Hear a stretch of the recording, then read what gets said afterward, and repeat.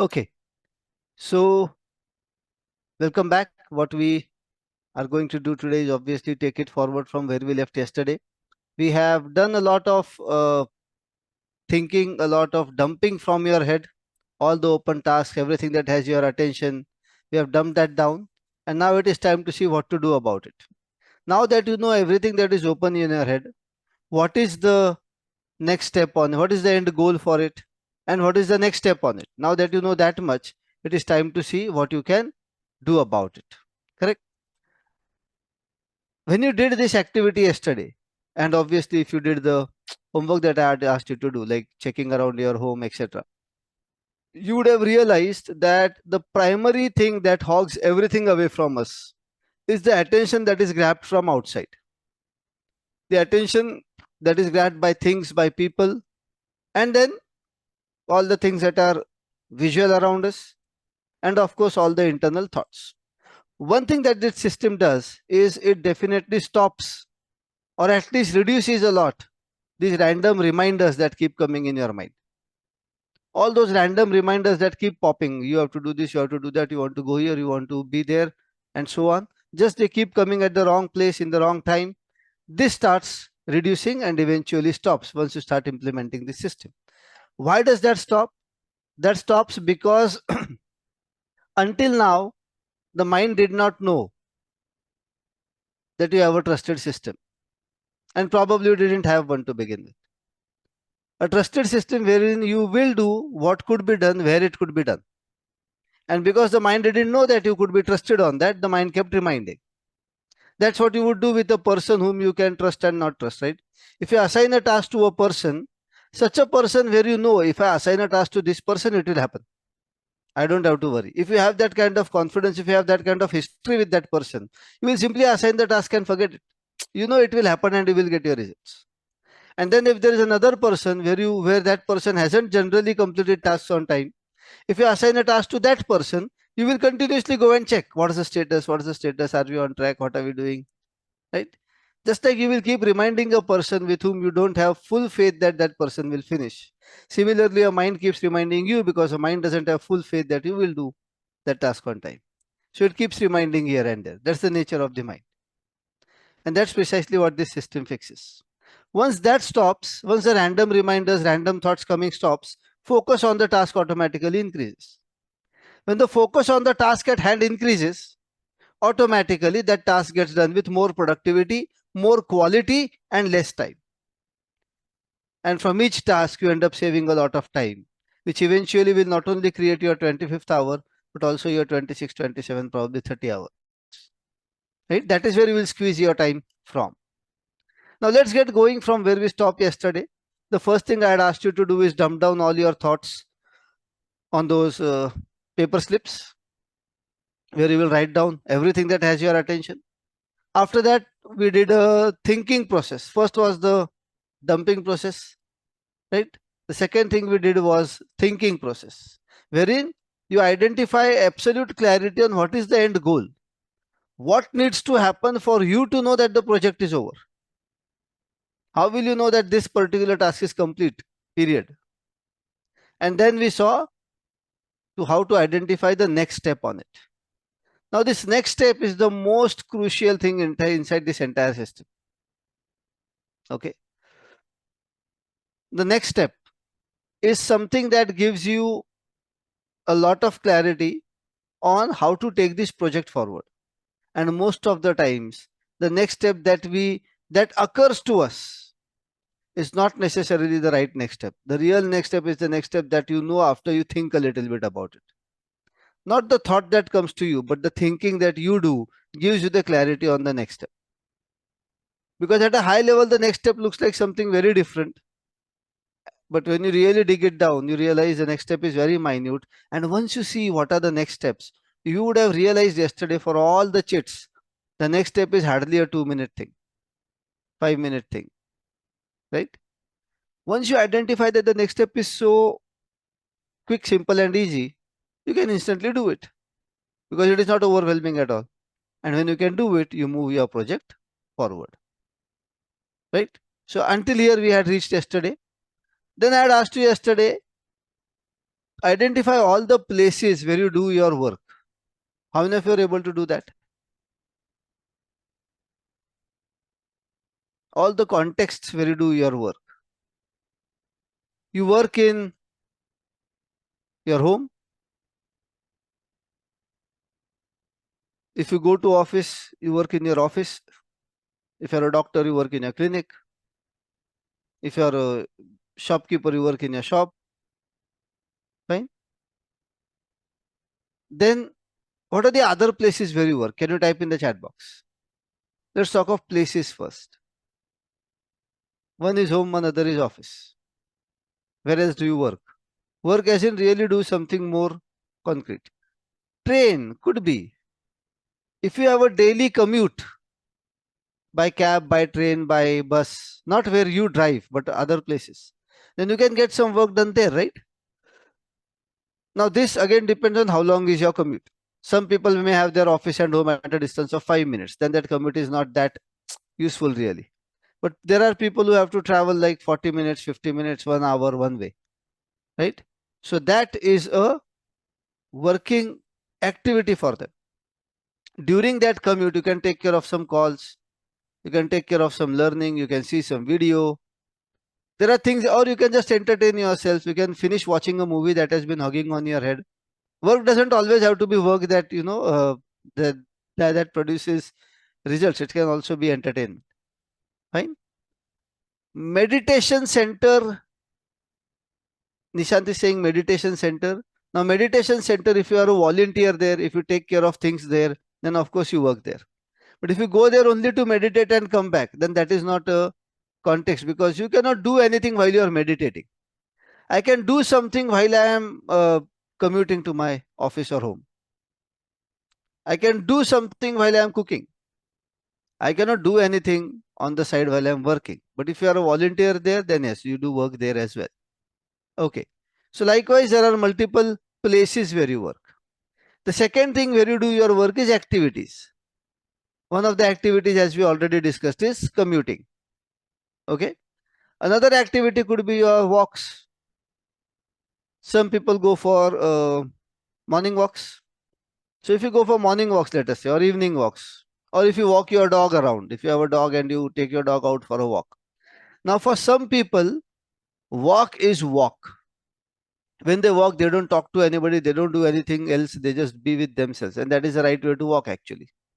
In that case, walk cannot be a context for work, right? Because you don't do anything else while you walk, you simply walk. For some other people, walking means it's a time to do a lot of things. They go out for a walk, then they can take their calls. Sometimes they get on a meeting, online meeting on phone, and then they take a walk. Sometimes on their walk, they may just buy some groceries here and there on the way, etc., etc. So if you do these things on your walk, then walk is a context. Get this word very clear, okay? Context. Context is every place where you are going to do your work. It can be a place, it can be an activity. Okay? A context can also be a person. There are some tasks in your life that you do only when you are with a certain person. Maybe you will talk about your accounting stuff only when you are with your chartered accountant. There are a few things that you want to discuss about your health when you are with your doctor. There are a few things that you want to discuss about your child when you are at the parent teacher meeting in the school with the teacher. There are some things that you want to discuss about your home or about your extended family when you are with your brother or uncle or somebody. So there are people with whom you do your work. A person is also a context. And the fourth one is a thing. Sometimes you are so much with something that you do work while you are with that thing. Any examples? Your mobile phone. Absolutely correct. You work on your phone. When you are with your phone, you do your work. Or it could be your laptop. Or it could be your tablet. it could be your car, and so on. Okay, so there are a few things that you can do only when that thing is with you or you are with that thing. Now you may wonder, what do you mean by I am with my mobile, Pawan? I am always with my mobile. Correct? Are you always with your mobile? Now get this right. This one sentence will help you a lot. Okay. There is a huge difference between saying my phone is with me and saying I am with my phone. Your phone will always be with you. That is how it is designed to be. You don't have to be always with the phone. Okay. So if you want to do something on the phone, you pull out the phone, you do it, then you are with the phone. But if you're doing something simply because you have the phone, simply because I have the phone, I open the phone, I check a few apps here and there, do nothing about it, put it back, then you're wasting time. Then you're killing time. Okay. So that's a thing. So there are 4 types of contexts: place, activity, person, and thing. Get this right. Fine. Now, whatever next step you have designed in that piece of, in those chits, whatever next steps you have designed, you have thought of, you have got the clarity on, you're going to do those next steps always in either of these 4 cases only. Right? You will do it at a certain place, or with a certain person, or in a certain, during a certain activity, or with a certain thing. Now this next step can have a nature where it is date and time specific. Right? Now tell me, what will you do with these next steps? What do you think ideally you should do with all these next steps? You have to take action, but you cannot take action right away, right? For all of them. If there were 2-minute steps where you could take instant action, you would have taken it.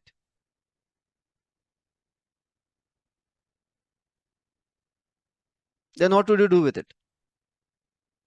Schedule all of that? Assign a time to it?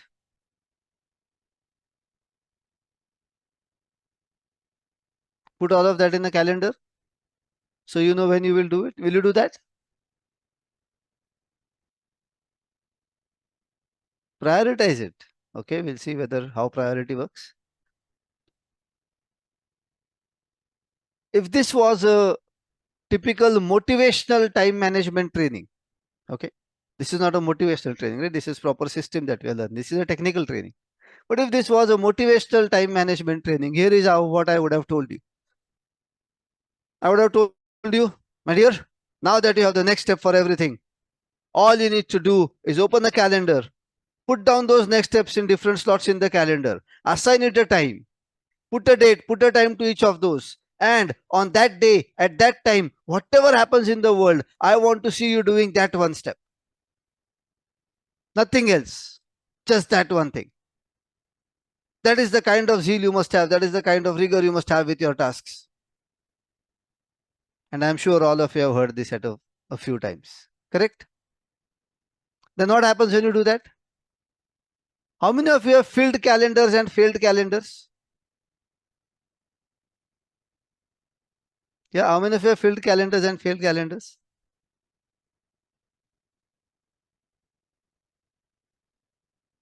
I'm sure a lot of you.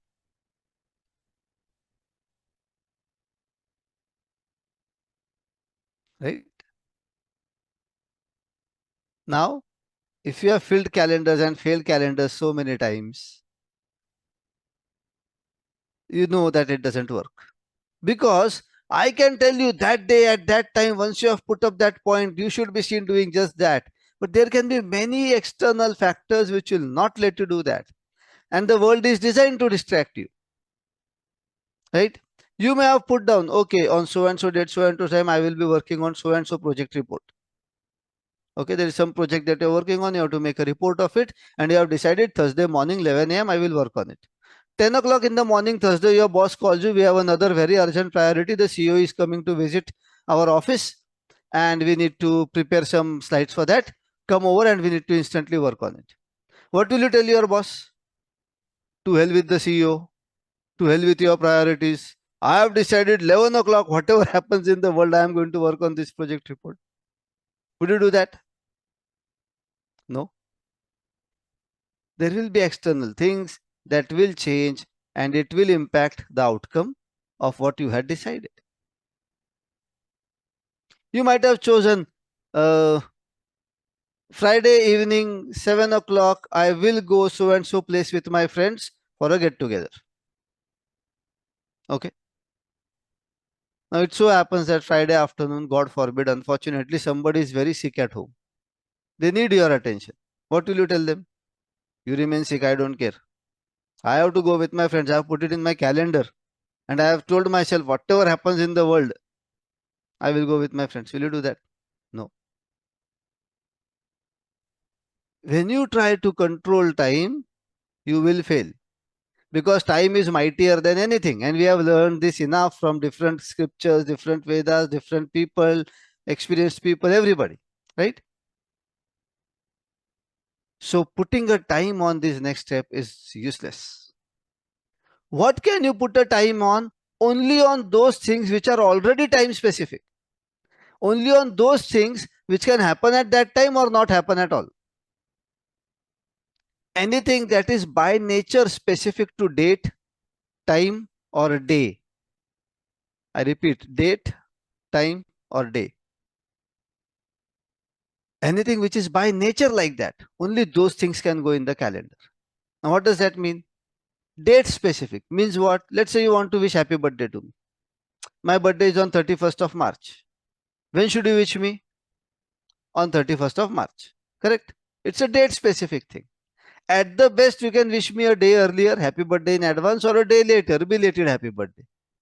But imagine you meet me somewhere on 15th of August and you tell me, hey, I forgot your birthday was on 31st of March, belated happy birthday. Would you do that?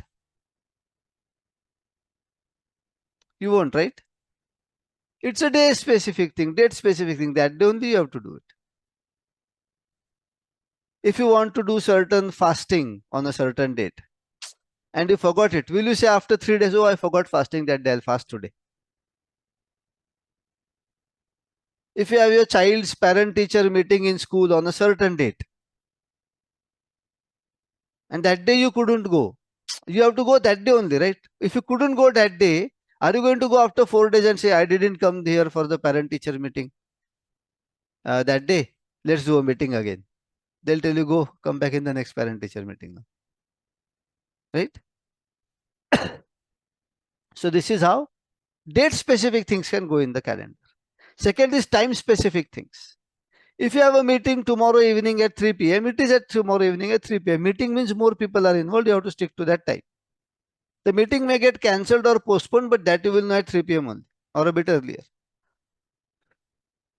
If you have an appointment with a chartered accountant, doctor, lawyer, whatever, it is at that time. If today's training is at 8 o'clock, it is at 8 o'clock. Right? If you are going to come early, I am not going to start early because you came early. If you come late, I am not going to restart again because you came late. Right? Because there are so many other people into the training. For the sake of them who came on time, I cannot keep restarting for somebody who came late. So the point is, anything that happens on time happens on time. Those things can go in the calendar. And the third is day specific things. Day specific means anything that is based on a certain day. Day as in, sometimes we have events like, every third Saturday of the month we have a get together of friends.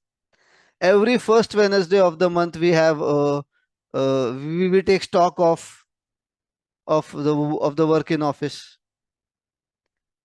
Every last Friday of the month we have we'll take stock of our things in the shop.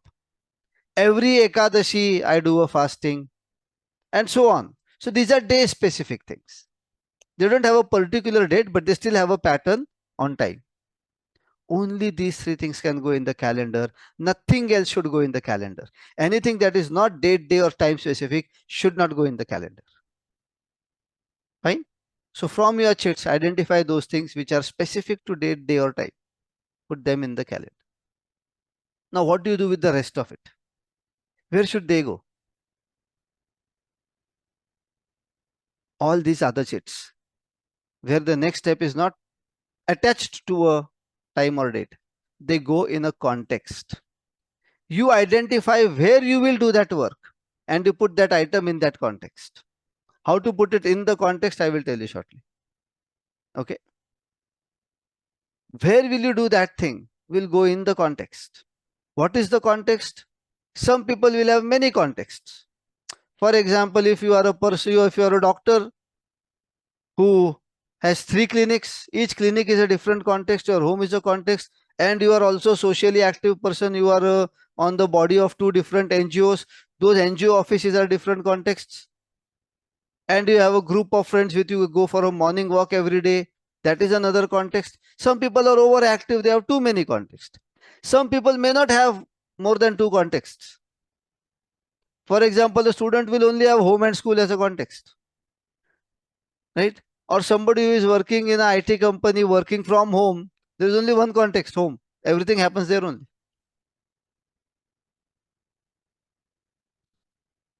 So different people have different number of contexts. Whatever they are the contexts where you do your work or you could do your work, you have to identify, and each of the next step goes there. Fine. What happens, it goes there, we will see how to make sure that everything is done like this. We will see. How do you make sure that your projects begin and close very quickly? We will see that. But do you get the concept right of the context? Okay. Now, how do you put this in the context? Here is what we are going to see now. Let me just pull up my slides.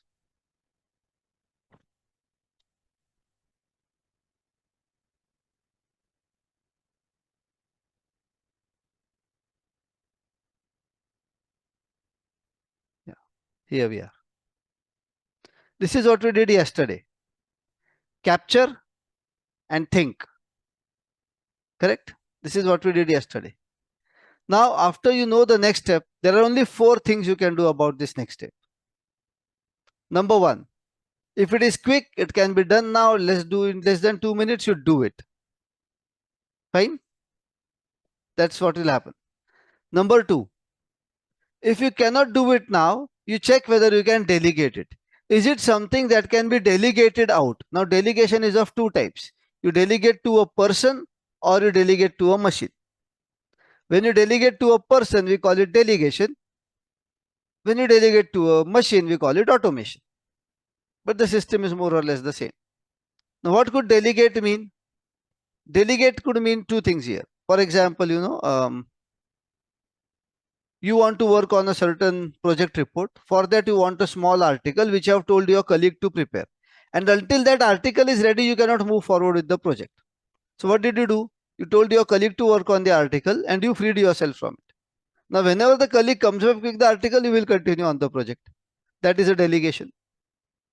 Delegating to a system or a machine means what? There was a time when people would wash their own clothes. It took away their 30 minutes. Now what they do, they put it in a washing machine, switch the on button. The washing machine does everything. So you saved your 30 minutes. You don't sit in front of the washing machine watching abhi hua kya, when will it get over? You don't do that, right? You switch it on. Whenever it is over, the machine gives a beep sound. You get to know it's over. You don't have to sit and monitor it. So you are saved from that time. You have delegated it. Whenever it is done, you will know. Or let us say you wanted to buy something. You want to buy, let us say, a book. Now you have 2 choices. Get out of your home, go to the bookstore, see the book, buy it. Option 2 is open Amazon on your phone, order the book. Once you order on the phone, what happens? You have delegated. Now Amazon will figure out where is the book, how to get it and deliver to your home. Until then, you are free. Okay. Now that is a different story, that some people delegate it and then keep asking again and again.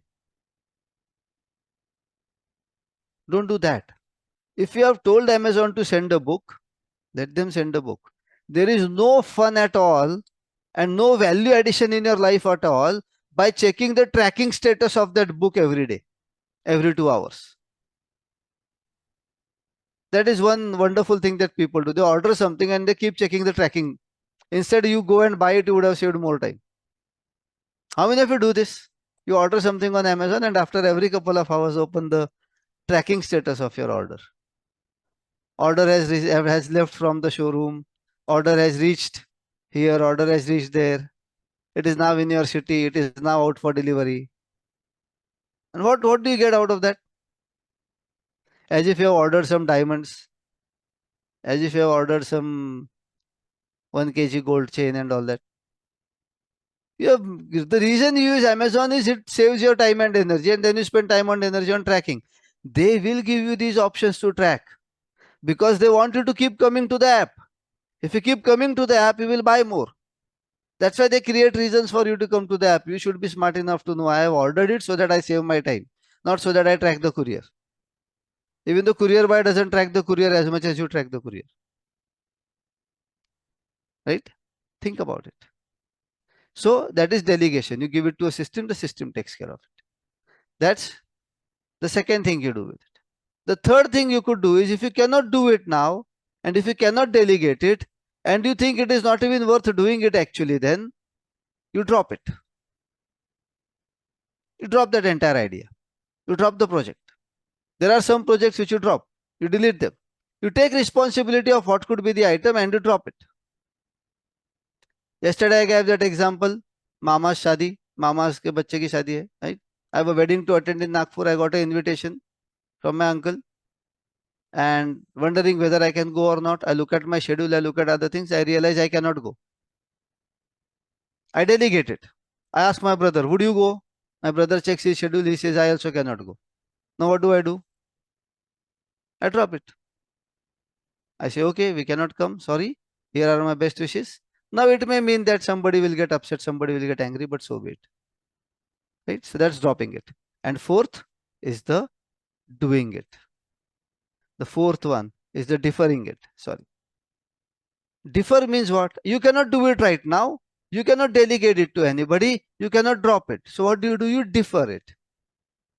You put it to a certain context. If it is date, time or day specific, you put it on the calendar. Otherwise, you choose the context where it will be done. And when you are in that context, you worry about doing it. Until then, you don't have to worry. That context is a parking place. It is a parking place. And this parking place is very important. Let me ask you this.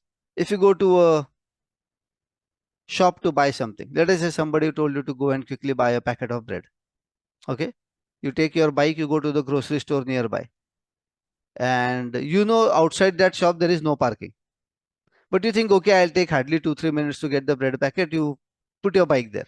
You go inside. How will you order your bread? Will you look at the shopkeeper or will you keep looking at your bike? You know it's a no parking zone. You'll go in the shop is this way, but you will stand like this looking at your bike. Give me a bread packet. Yeah, how much? This is how you will transact. Because your attention will be completely tracked by the bike because you know it is not parked at the right place. But if you go and put it in a proper parking lot, now will you even think of that bike when you are shopping? Not at all. Because you know it is in the right place. There's nothing to worry at all. Now you're not going to keep checking. Right? Same thing with your thoughts. Once you have put it in the right context, your mind knows this task, this item is parked in the right place. It will be taken care of there. I don't have to pop up reminders. And this is the power of having this clarity. Okay. Now how do you set these contexts? Let's have a look at that. Yesterday I had asked you to have a diary with you. Right? A diary and some chits. I'll give you a moment. If you don't have it, quickly gather those. A diary and some sticky notes. I'll give you half a minute.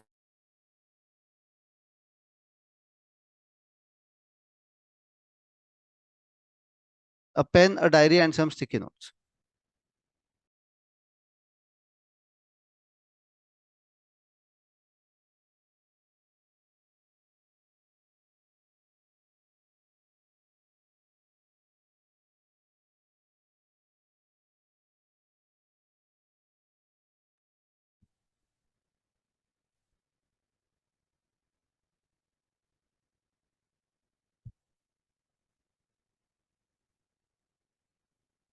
Okay. Now, here's what you do. In this diary, you are going to create some sections. Okay. And by the way, you may wonder, I'll use a notepad, I'll use my OneNote, I'll use my app or something to do this. Initially, please do it only on pen and paper. Don't bother thinking of a tool. The moment you take a tool to do something, the tool becomes more important than the process. Then you start looking what features are there, what other features are there, what are not there. We don't want to get into that. Okay. So don't bother with the tool, only pen and paper. Fine. Here's what I want you to do. Create a section in the diary. The first section of the diary will be called projects. So go to the first page of the diary, write down projects, open projects. Go to the first section, at the top write down open projects. Or what you can also do is, for these sections, you can put these sticky notes. Here is what I have done, if you can see this. There's a sticky note here. So this is my first section. This is my second section. This is my third section. It becomes easier. And on this sticky note, I write down the name of the section. So I don't have to keep turning pages to find my section. Simply write it on these sticky notes and you open your pages. Okay.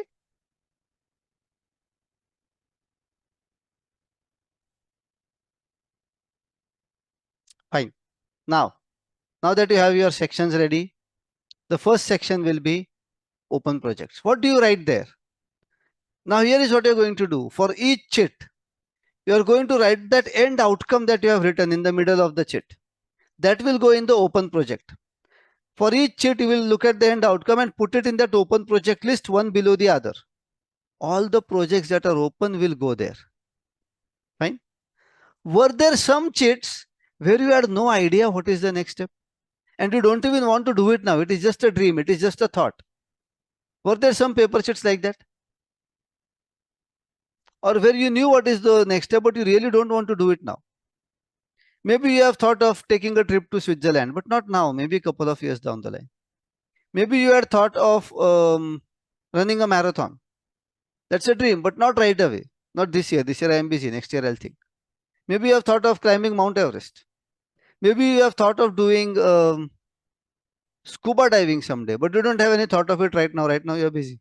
Maybe sometime you want to do it. Are there such items in your chits wherein you don't know what is the next step, or even if you know, it is not to be done now? Okay. So this will go in a section in a diary called someday maybe section. And that section should be at the end of the diary, the last page of the diary, or the last few pages if you like. We will call this section as someday maybe. All the open projects will be in the project list. All those projects which you want to do sometime in the future go in the someday maybe list. And this is the most important list in the diary, the someday maybe list.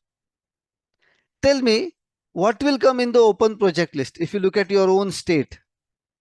The life that you want to live is in the someday maybe list. The life that you are living is in the open project list. Would you agree? Correct? All the open things, the open tasks, the activities that you want to do are in the open projects list. And what goes in the someday maybe list? The life that you want to live, all those dreams.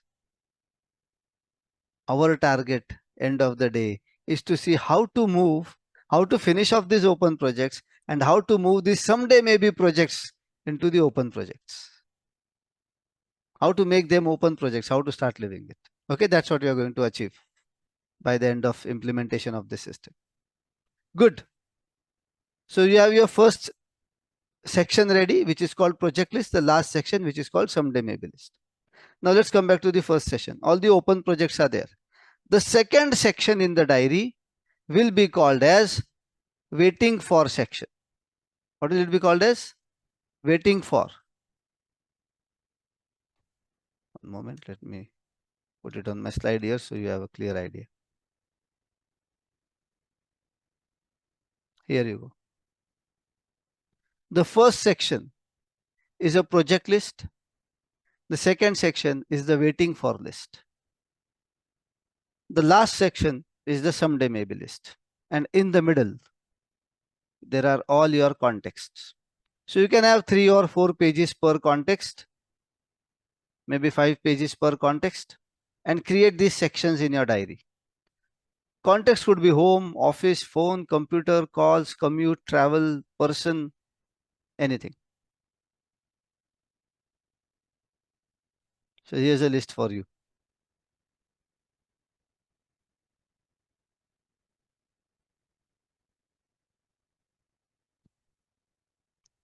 There's a question, family makers or homemakers, entire day is filled with current projects only. What to do? We will come to that also.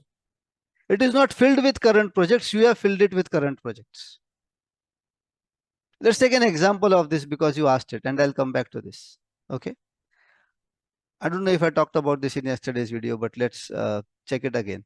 How many of you cook at home? Did we discuss cooking time yesterday? No, right? Okay. How many of you cook at home? Just a couple of you? Ah, so many of you. Okay. How much time does it take typically the moment you start actual cooking until completing the cooking? A typical meal, a lunch or a dinner. How much time does it take? How much time does it take? 20 minutes? 30 minutes? In some cases, if your family is large, it could be an hour also. Now, let me ask you this question. How much time does it take to decide every day what to cook today? How much time do you take deciding what to cook?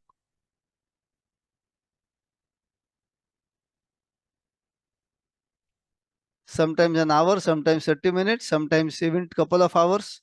Sometimes you start thinking in the afternoon what to cook for the evening, and you keep wondering what to cook, what to cook, what to cook. Yeah, somebody saying 3 to 4 hours. So much time just to decide what to cook.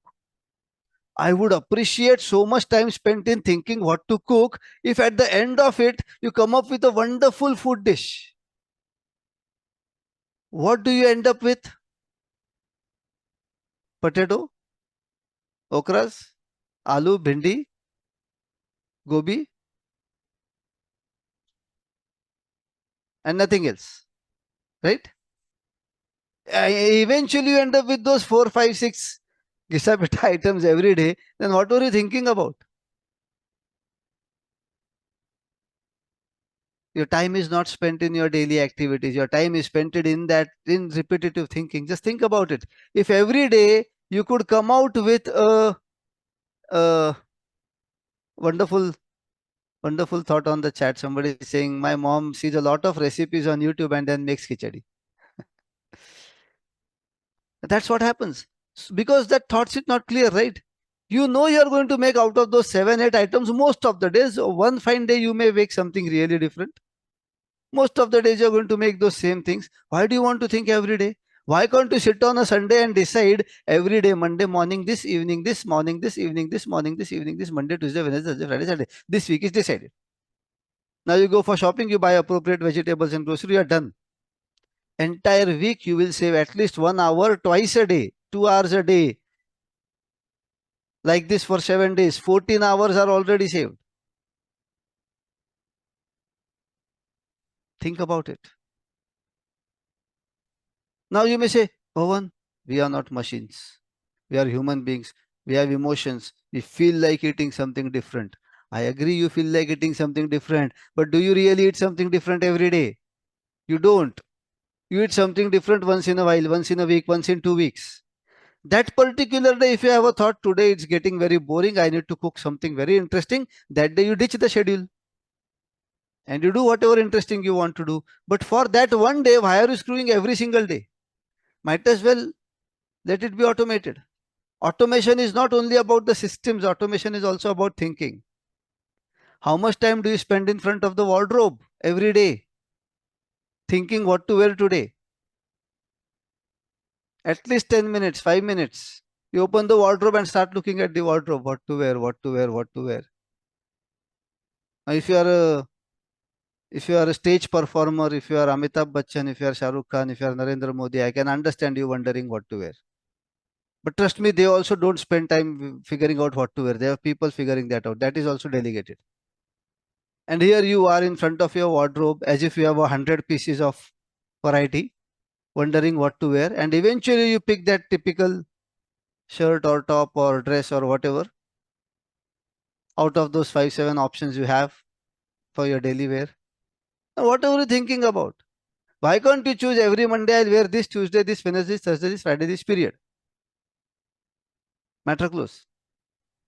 If you wear the same thing today and tomorrow, people will tell you, "Kya, kal bhi yahi pehna tha. Yesterday also you were wearing the same thing." But if you wear the same thing every Monday or every Tuesday, they won't even realize. Nobody has so much time to wonder what you are wearing. People have their own challenges. This is what we are going to save time from. And this clarity will come when you do this process, the next step process. Okay, good. So now coming back, you will make a section for projects, a section called waiting for, then all context will be one section each, and eventually at the end there will be a section called someday maybe. Now here is what you do. You take one paper sheet from the diary. Fine? Take one paper sheet from the diary and think whether this project is open project, do you want to finish it off or do you want to put it in someday maybe? If you want to put it in someday maybe, go to the last page, write down that project, tear the slip, throw it away. There's no action because it is a someday maybe project. If you want to start and finish off this project, take that project, write in the project list. Write the end outcome in the project list. Then look at the next step on that paper sheet. Where do you think you will do that next step? At office, at home, with your business partner, with your lawyer, while you are commuting, when you are on your phone? What is it? Where will you do this next step? And go to the appropriate context and make an entry for the next step. All you have to do is write down there so and so action to be taken. You don't even have to write the project name. You won't have too many projects after a couple of weeks anyways, after you implement this system. You will realize there is so much of redundant thinking that is happening that you will have very less projects eventually. And then you can start your someday maybe projects. But for now, you'll make those entries in the context list. What will you write in the context? Just the next step that you do in each of the projects, each of the context, sorry. Okay, for each of the paper slips. Is that clear? So you will put the end goal in the project or in the someday maybe list, and you will put the next step in the context list. Now sometimes the next step can be that you are waiting for somebody. You have already delegated it. Let us say I want to read a certain book. Fine. I want to read the Checklist Manifesto, a book. Now, what is the next step? I don't have the book. So what is the next step? Order it. Okay. I put it in the phone context. Order the Checklist Manifesto. But then I wonder 2 minutes may I can order. Why even schedule it? So I take the phone, go to Amazon, the Checklist Manifesto, place an order, done. Done with the ordering of the book. Now what is the next step? Read the book? No. I have to wait for Amazon to deliver the book first, right? I cannot read it until then. So next step is I'm waiting on Amazon. So any such thing where you are waiting for somebody or something or some system, some process, some website to do something for you, you make an entry in the waiting for list. Anything where you have delegated and you are waiting for it, you make an entry in the waiting for list. What do you write in the waiting for list? You write down waiting for so and so thing or so and so task to be completed by so and so person. Waiting for the Checklist Manifesto book to be delivered by Amazon. Right? That entry will go in the waiting for list because there is no action on you until that thing happens. Okay? If there is something that can be done in parallel, you delegated it, you wait for that thing to happen, but there is a next step that you can start doing. Then you put the next step in the appropriate place. Fine. Now in this waiting for list, what else will you write? What do you think? You'll write waiting for so and so thing from so and so person. What else will you write in that entry?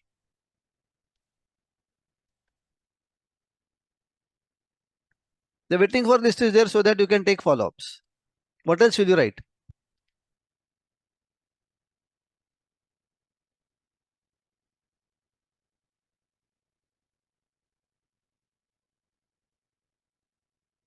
Any thoughts? Will you write the due date? Yeah, date you will write. Which date? The due date by which you are expecting it to complete, or the date on which you will take a follow-up? That you may or may not write. That is optional. What you will definitely write is waiting for so and so thing from so and so person since so and so date. The date on which you delegated, that you will write. Okay. You will not write the due date. Or you can write the due date optionally if you want it as a reminder to make a follow-up, but you will definitely write when you delegated it. What your mind really needs to know is when you delegated it, not when the due date is. Most systems, more often than not, will deliver before the due date. Some systems will not, will have to do a follow-up. What happens when you know when you delegated it? Okay. The only time you will need to see that information if is the thing doesn't happen on time. And when the thing doesn't happen on time, when you want to really take a stringent follow-up, when you want to scold the other side, when you want to tell the other side that you have been waiting for long, you naturally tell them since when you are waiting, not when was the due date. Let's take a simple example. You go to restaurant, okay? You order some food. You order a biryani, let's say. Now you're waiting for that biryani to come. You're looking around, there are other people sitting on other tables. Their food is coming, that person's food is coming. Your food is not coming. 5, 7, 10 minutes is expected. You wait that much, right? Let's say the waiter told you I'll get it in 10 minutes. Fine. And it so happens it's been 10 minutes, 20 minutes, 30 minutes, you didn't get your biryani yet. What will you tell this server, the waiter? What will you tell him? Will you tell him it is 20 minutes overdue, or will you tell him it's been half an hour since I told you? What will you tell him? You will not tell him it is 20 minutes overdue because 10 minutes was expected. You will tell him it's been half an hour, I ordered a biryani, where is it? Da da da da da. Correct? You need to know when you delegated. Right? So, writing down, waiting for so and so thing from so and so person or system since so and so date. Optionally, you can also write follow up date or due date, whatever. Okay, good. And then the context will of course have the next step. Once you have filled this much, what will you do? Do you want to do this for a few slips right now? So let us do one thing. Um, it's a good time to take a break as well. Let's take a 10-minute break here. In these 10 minutes, you can get fresh, freshen up yourself a little bit. And if you come up well in time, look at least a few chits. So I'll give you 15 minutes. 10 minutes for your break and 5 minutes to work on your chits. Take up a chit, make an entry, and once you're done with writing everything, you have put the end outcome in the project or the someday maybe list, and you have put up the next step in the waiting for or in the context list. What do you do with the chit? You tear it and throw it away. The purpose of the chit is over. We are now populating this, and this is going to be our trusted system. The diary is going to be our trusted system. Okay, that's what we are populating now. Once that entry comes in the diary, the purpose of the chit is over. So that's what we'll do. And I'll see you exactly in 15 minutes from now. 10 minutes for you to have a good break, freshen up yourself, and 5 minutes for you to work on your chits. Okay, we'll see you in 15 minutes exactly.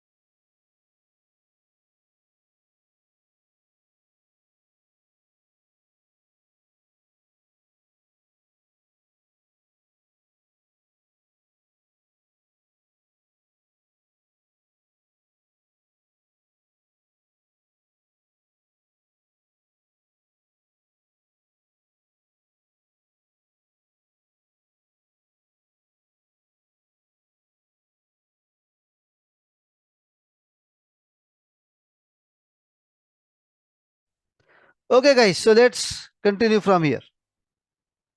Now, we have seen what goes in the um diary.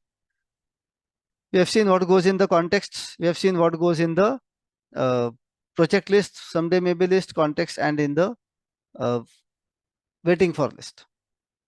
Now, let us say you have put all of this in your diary and you have torn off all your chits. Let's say you did that. Fine. Now, what will happen? Now, what is the next thing to do? You have done the capturing of all thoughts and all activities around. You have done the thinking, the end goal, and the next step. You have done the sorting. What you did right now in the diary was what? It was sorting. Right? You done the capture, think, and sort. Now that your diary is ready, what is the next step to do? The next step is to actually do that next step, right? Whatever next steps you have put down in the diary, now that sorting, thinking, everything is done, you have to actually do those tasks, actually take action, actually get it resolved, okay, actually complete things. Now, to do these things, it may happen. What is the process now? The process is actually very simple. Whenever you are in a certain context, fine, let us say you are about to leave for your office. You get out, you sit in the cab or the bus or whatever. You sit there and you think, okay, I need to get some things done while I'm commuting. You don't think, what can I do now? Which task can I come to? You don't do any of that because your thinking is already done, right?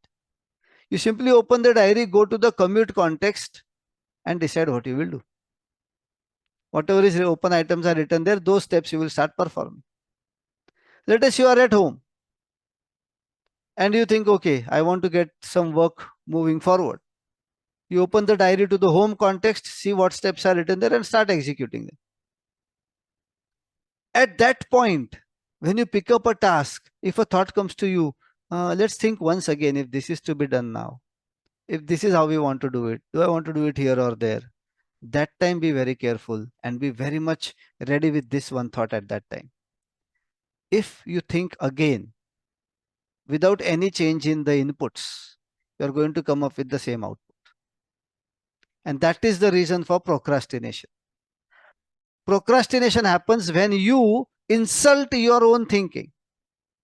I repeat, when you insult your own thinking, and I'm using a very strong word here, insult. Let me give you a couple of examples here so you can relate with this.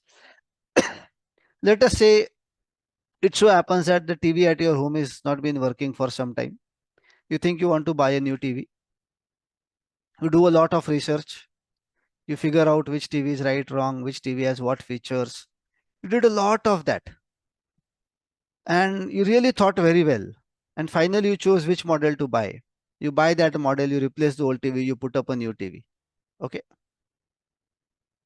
And then after a couple of hours, while you are relishing your new TV, you are liking your new TV, a friend comes in, a brother comes in, your father comes in. They see the new TV. They say, which one is it? You say, yeah, so and so TV. What nonsense TV have you bought? Do you think before you do anything? सोच समझ के खरीदा करो यार, क्या कचरा उठा के लाया है? If somebody tells you this, how will you feel?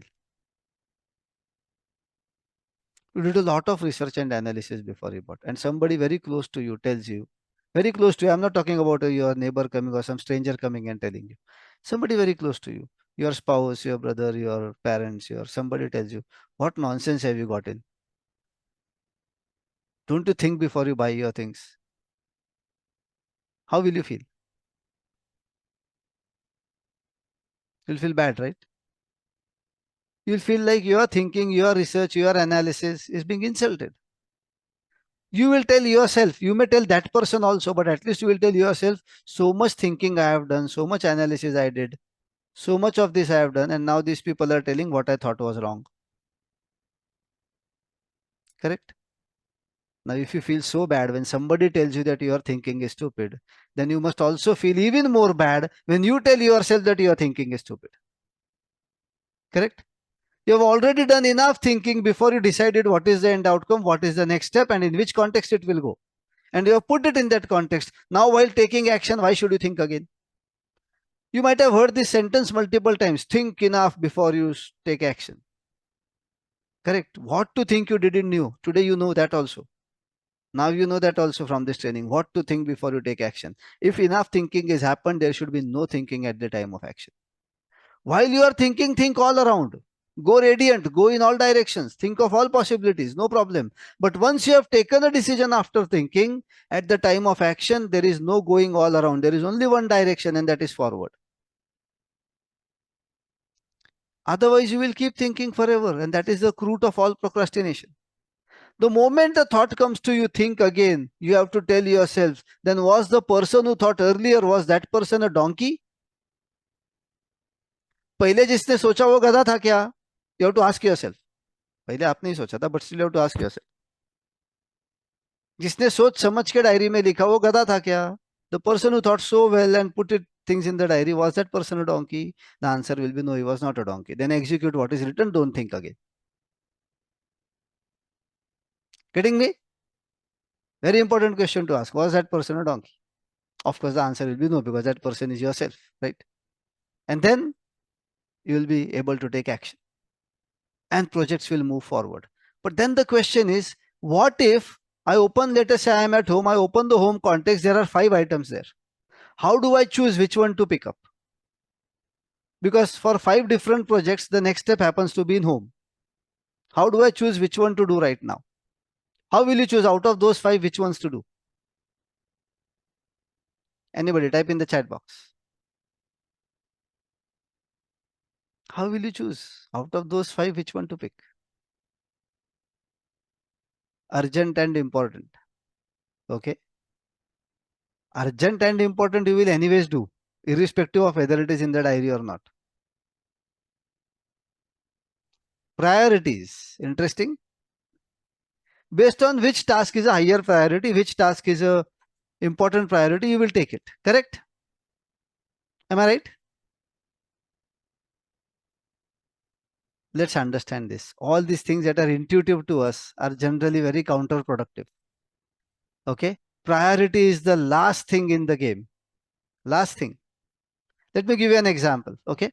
Let us say I have 2 tasks to be done in my home context. One task is some organization has asked me to send in a detailed research and quotation for a training that they want to be conducted in their office. Fine. And for that, I need 1 hour long of research to be done, some things to be searched on some internet and put up some document together and send it to them. It takes about 1 hour, let us say. Fine.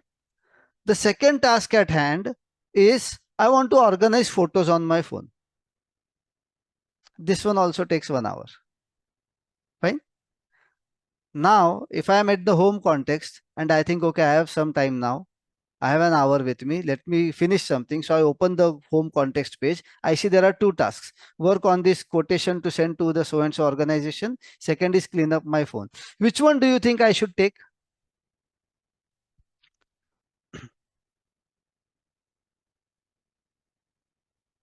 The quotation, would you agree? Why the quotation? Because it's important. It needs to be sent. It is bread and butter. It is work. Correct? But now tell me, what if this 1 hour that I have is actually in the night or late evening after I come back from a very tiring day. I am doing a training with you right now. Then in the afternoon, I'll go somewhere. Evening, I have another training. I finish that. And then I am at home sitting idle with an hour or couple of hours in my hand, wondering what can I do. With that much drained energy already in the day, should I work on the quotation or should I work on the phone? Will I do justice to that research and the quotation? No. Phone, probably yes. Which means priority is not important. If only priority is to be taken, I must work on the quotation. So what if I am sleepy? So what if I am tired? But that's not how we work, right? We think, okay, I know this is priority, but I anyways cannot do it now. I'll do something else. So the task that you choose from the context depends on 4 filters. Any task that you do at any time depends on 4 filters. The first filter is the context itself. You cannot do anything else except for what you can do in that context. So you open the diary to that page. All other tasks you anyways cannot do. When you have that page in front of you, the first thing you do is you check how much time do you have in hand. Right now I am in this context and I have 40 minutes in hand. Sometimes your commute can have different times. Morning your commute takes 30 minutes, evening your commute takes 1.5 hours. Quite possible, right? Based on traffic and all. So you will only take those tasks which can be done in that much time. If I have one task which takes 20 minutes, another task which takes 1 hour, and another task which takes 1 hour, and I have 1 hour in hand, I will not take the 20-minute task because I will end up wasting 40 minutes. 20 minutes I will do one task, but other 40 minutes I cannot take any of the other two. I'll rather take the 1 hour task. So the second filter is always time. How much time is there in hand? The third filter is resources. Resources means anything that you need and energy as well. Energy is also resource. So if I'm tired in the evening, I will not take up the quotation because I don't have the energy resources required to do that. I'll rather clean up my phone. Fine. Now let us say the same situation is fresh in the morning. I woke up, got ready. I have some time at my home. I'm very fresh, and I have to choose between the quotation or cleaning the phone. Now which one will I do? And somebody is asking, why do you need 1 hour to clean the phone? I don't mean cleaning as in cleaning like this. I mean cleaning the contents of the phone. Okay. Fresh in the morning, very energetic, just got ready, had my breakfast. Should I work on the quotation or the phone? Obviously, you may think quotation. But for that quotation, I need to do some research. For some reason, my internet line is down. Internet is not working. What do I do? I have the energy. I am in the context, but I don't have the resource. I still cannot work on the quotation. Right? So, quotation, phone, which one to do will depend on how much time I have, how much resources I have, energy and other things that I need. Correct? If I have the internet, if I have the energy, I'll obviously work on the quotation in the morning. If I don't have either of these, I'll go clean my phone. Fine. And then after you look at context, time and resources, if there are still multiple items coming out of this filter, let us say you had 5 items written in the home context, out of which 2 cannot be done in this time. For one, you don't have the resources, so only 2 are left. Now within these 2, you can choose the priority. Priority is always the last thing. We never work on priority. We cannot work on priority. There are so many other factors to it. Unfortunately, we prioritize what should be prioritized, but we cannot do anything about it. And then you don't do anything at all. Might as well at least get something done. Okay. Clear? Hai? So these are the 4 filters. First is context, second is time, third is resources, fourth is priority. Fine. So this is how you choose what is to be done. When do you make that choice? When you feel like doing something. When you choose, okay, now I want to get some work done. I want to get some projects moving forward. I want to move a few things ahead. That time you don't think which one do I do now. You open the diary, go to the context page, apply this filter and do it. Does that make sense? Now comes a very important question. Pawan, this is all this is all sounding very nice, correct guys? This is all, whether you will be able to do it or not, we'll come to that. But all this is sounding very nice.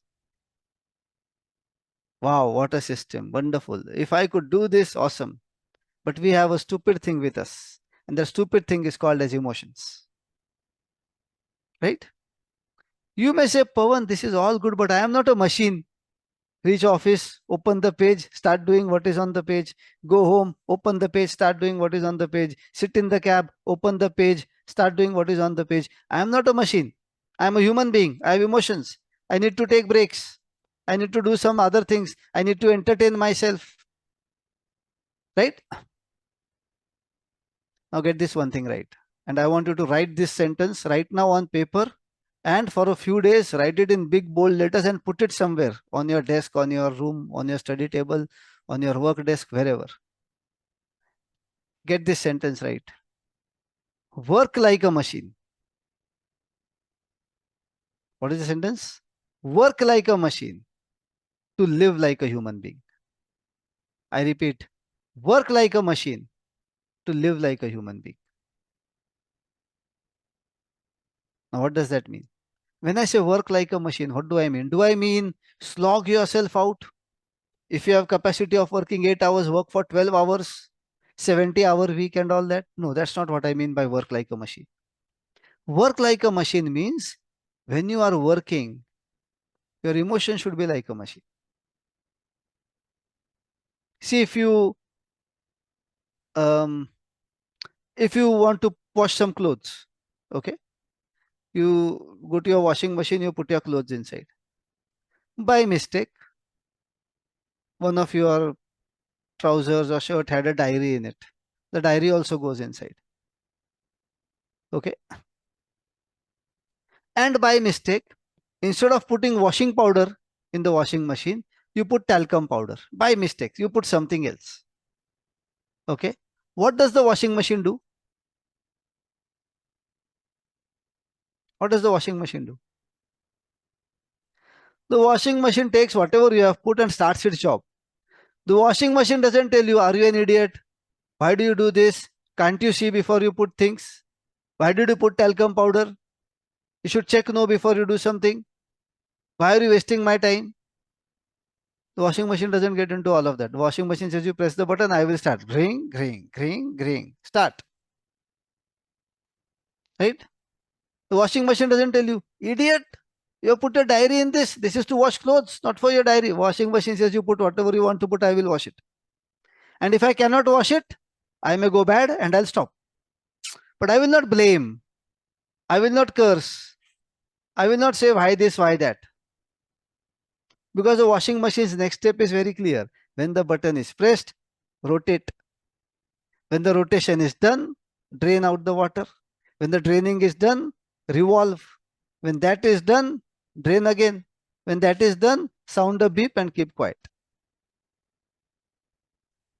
And that is why it doesn't happen that one day the washing machine took 30 minutes, another day it took 1 hour to wash the same amount of clothes. It takes what it takes. That's it. Does that make sense? Work like a machine means stop giving those stupid emotions unnecessarily when everything is already thought over. Clear?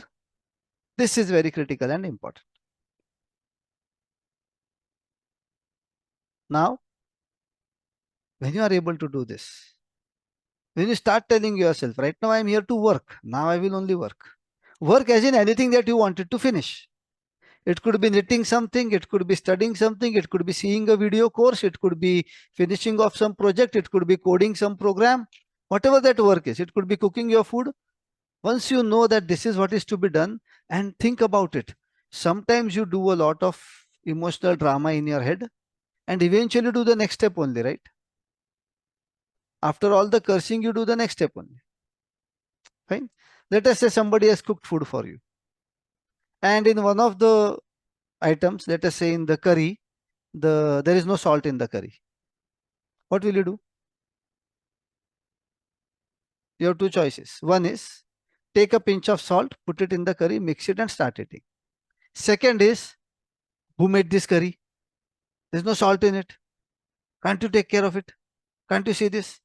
Why don't you taste before you give it to me? Now give me a pinch of salt. And then you take a pinch of salt, you mix in the curry and you eat it. If you're anyways good, the next step is put a pinch of salt. Everything else is drama. Now you can do it straight away, or you can have all that drama and then do it. Time and energy is to be wasted by you only. Right? You book the cab. Let us say to go somewhere, you pulled out Ola or Uber, you booked a cab. The cab driver, some driver accepted your ride. After 2-3 minutes of waiting, that driver cancelled your ride. Now what will you do? You want to go somewhere. What will you do? You will book another cab, correct? Now you have two choices. One, moment you see ride is cancelled, okay, book another cab. Peaceful. Two, what nonsense these drivers are doing. And this Ola and Uber is not working these days. Why do they take the ride if they cannot come? Already wasted my 4 minutes. You are wasting one more minute by doing all of this, by the way. Already wasted my 4 minutes. How do I go now? Already I'm getting late. Don't these guys understand? And then you book another cab, which means the next step is to book another cab. If you were a machine, you would have simply booked another cab. But you are a human being, so you want to do all this drama for 3 4 minutes. Sometimes there is regret. Sometimes you make mistakes, not the environment or other people around you, but you yourself make mistakes. For example, you were to, let us say, let us say you were to do some gardening. Okay. You want to put water into your plants. By mistake, some water spilled out. Now it's on the floor. And you know you will have to clean the floor. And you are already getting late to go somewhere. So while watering, you spilled some water down. And now you are regretting. Oh my God, I should have put it properly. Why did I spill it? Now I'll have to clean this. It will take another minute. It will take another minute for sure. But by doing all this drama, you are wasting another 1 more minute. Sometimes it takes an hour and you are wasting another hour in regret. What does regret do? If you have regret of wasting time, regret only wastes more time. If you have regret of wasting energy, regret only wastes more energy. So regret again does the same thing. Then what's the point of doing all this? See what I mean? So this is very important. The next step, end of the day, you will do the next step only. Do you want to do it with drama or without drama is the only choice you have to make. The moment you learn to live like a machine, which means do the next step without drama, automatically what happens is a lot of time gets created. A lot of peace comes here because now you're not doing any emotional drama. So this will be peaceful. And a lot of energy is saved. What will you do with that time, peace, and energy? What will you do with that time, peace, and energy? You will live like a human being. You will do what you like to do. Right? For example, see, in this entire training, I have not told you if you want extra time, stop watching Netflix. Stop your movies. Stop going to social media. I didn't tell you any of that, right? In fact, now if you are able to do this, and today if you feel like I want to watch so and so movie, let me open up my Hotstar. That time when you watch the movie, you will be able to do it without any guilt because you know other things are either done or parked where it can be done. Now I don't have to be guilty of it. You will enjoy the movie also. And next day when you do your work, you will enjoy that work also. Otherwise, what happens? You are watching the movie with wondering, tomorrow I have to get up. I have a training. I have to be on time. I have to be this. I have to be that. And still watching the movie. So you're not in the movie, not in the work. Next day when you're working, I wanted to watch that movie properly. I was not able to focus. What exactly happened in the middle of that scene? I forgot. So both the tasks are wasting time of each other. Work like a machine to live like a human being. When you are working, you are working. That's it. Getting the next step done is work. Does this make sense? Are you liking this? Forget liking. Do you find this useful? When you are able to do this, a lot of things will get sorted. Time will be created like anything because that is where time is wasted. I repeat what I told you yesterday morning. Yesterday, the first thing, the maximum time is wasted in repetitive thoughts, repeat thinking, and all these unnecessary emotions. How much time will you save? Early morning in the day, if you get 5 minutes to meditate, will you be happy? If you get 5 minutes to read something, would you like it? If you get 5 minutes for your pranayam, would you be happy? No change required in your schedule. All you have to do is, instead of sitting in front of your wardrobe thinking what to wear, you should have already decided it. Next 3 months, every Monday I'll wear this, Tuesday I'll wear this, Wednesday I'll wear this, and so on. Done. You got those 5 minutes in the morning that you're already wasting in front of your uh, wardrobe. Okay. Of course, there are external factors. Somebody is asking how to implement in office if your team doesn't work properly. The team doesn't work properly because the team knows that you also don't work properly, and you cannot blame them because they'll counter blame you. All you can do is you can have a system for yourself. You cannot have a system for anybody else. You cannot have a system for anybody else. You can have a system for yourself. Once you have a system for yourself, automatically you will see people follow. Okay. Those who say that what to do when team doesn't work properly, I'll give you an example. In my first job, I was working for a small IT company. Now it's a huge company with God's grace. But those days it was a small company. We were about 40, 50 employees there. The culture of that organization was to work till late night. Everybody would work till midnight, 11 p.m., 12 p.m., 1 o'clock in the night. Okay. And then come late. Come at 11 o'clock, 12 o'clock to office and then spend the entire day, evening, night there. That was the culture. And that is how everybody was used to it. Heavy work, lot of work and overtiming. There was one person in this office who would be in the office 1 minute before 9 o'clock and who would lock his computer at 6 o'clock and leave. Whatever he is doing, 6 o'clock the alarm pops up, control alt delete, lock computer, leave, pick up his tennis racket and leave. And sometimes it would happen that we have an important commitment, we have an important deliverable to be done. How can you live like this? He said, my job is only this much. I will come at 9, go at 6. That's what was agreed when you hired me. If this is not understandable, I am fine, you can fire me. Very clear. Yet, he was never fired. When the entire office is sitting till 11 o'clock in the night, this guy picks up his racket and goes at 6 o'clock. And if somebody tells him, what is so important? Why do you have to go today? Can't you work on this project just for one day? He says, no, my tennis is more important now. Until 6 o'clock, this was important. At 6:01, my tennis is important. And he would get up and go. He wouldn't behave like he is answerable to anybody. Yet nobody fired him. You know why? Simply because 9 to 6, he would only be working like a machine. And he would deliver what is to be delivered. He won't take a lunch break, a sutta break, a tea break. He would take that small 10 minutes lunch break, come back to work. Work is work. I don't come here to get entertained and to socialize. I come here to work, I go home. What I want to socialize, I'll socialize where I want to socialize.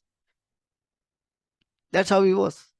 Now you all can do this. When you are very good at your work, things will align around you. If you are not very good at your work, you will have to align around things. Very simple. When you are very good at what you do, automatically people align around you. When you are not, you will have to align around people. Okay. Another thing is when I start working, I get a thought, I want entertainment. The moment I pick up a task, I get a thought, but I want to see that movie. But I want to see those reels. Now, reels is another wonderful thing that has come up. You go to see only one.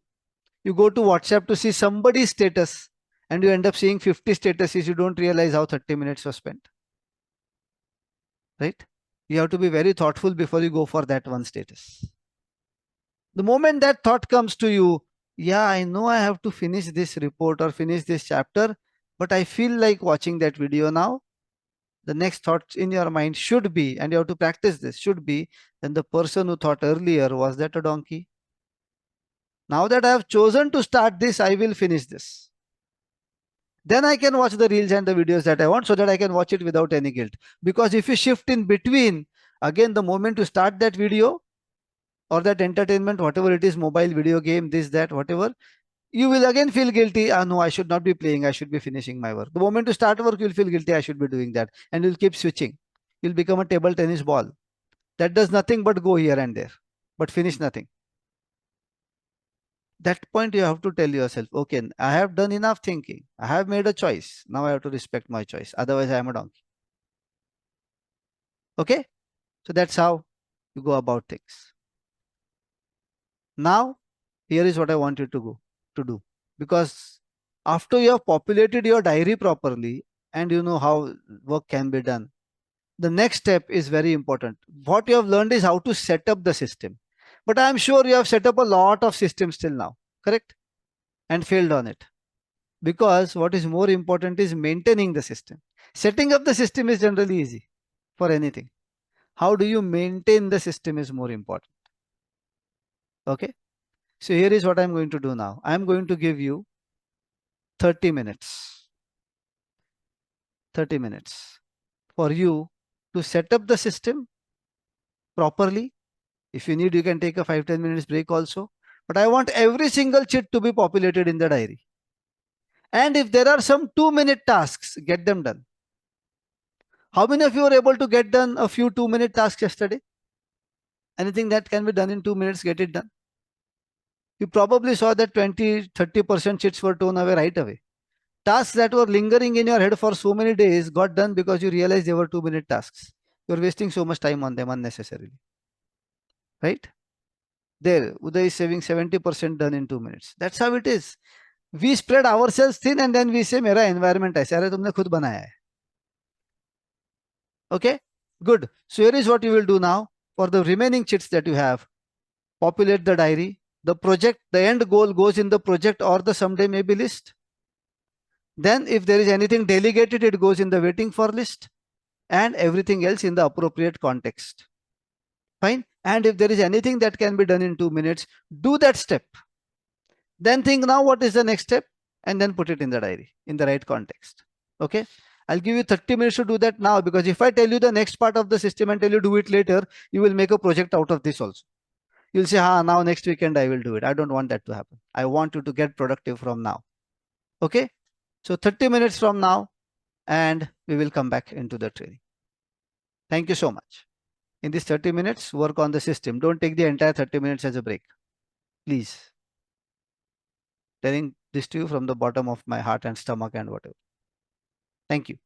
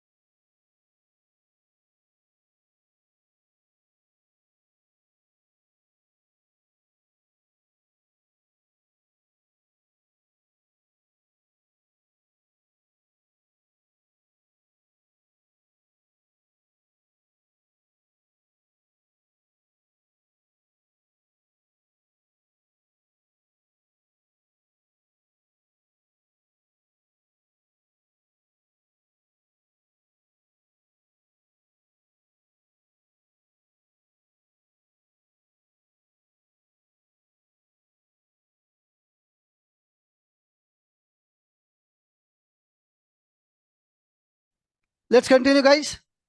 So we did capture, we did the thinking, we identified the end goal and the next step. We did the sorting, we put it in the right context, we put the right end goal in the right project, or someday maybe we put the next step in the right context. If it is on somebody else, we put it in the waiting for. And then we also saw how to do it. When it is time to actually do it, we also saw how to do it. How many of you were able to do a few more things which were 2-minute steps in this last 30 minutes in this break? And how does it feel when you get things done? Khatakat, khatakat, khatakat, like a machine. Although it doesn't sound great for a human being to work like a machine, the feeling you get after working like a machine is awesome. It's a very big high that you get because you finished off things, and the feeling of finishing of things is probably the highest of emotion after happiness. And the feeling of things remaining open in your mind is probably the only second to misery. Correct? Things remaining open takes away a lot of energy. Things having completed creates energy for new things. Okay, great. Now the question is, now that you have populated, you will do your actions. How do you stay current with the system? How do you make sure that this is not something that you learn today, used for 3-4 days and gone? Again, another motivational training. How do you put this in continuity?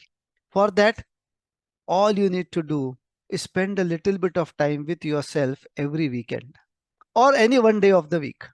So now this system has two things. It has what we call as a daily review and a weekly review. Okay, a daily review and a weekly review. Before I get there, there's one more thing. In this action of doing, where I told you that you have to do it. At the time when you are in the context you picked up to do something, will there still be distractions? Will distractions still be there? Yes, because you live in an environment where there are other things.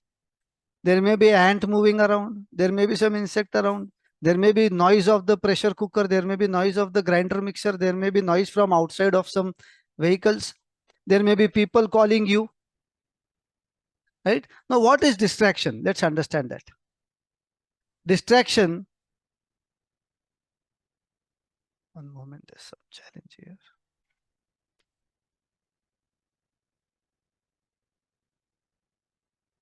Yeah.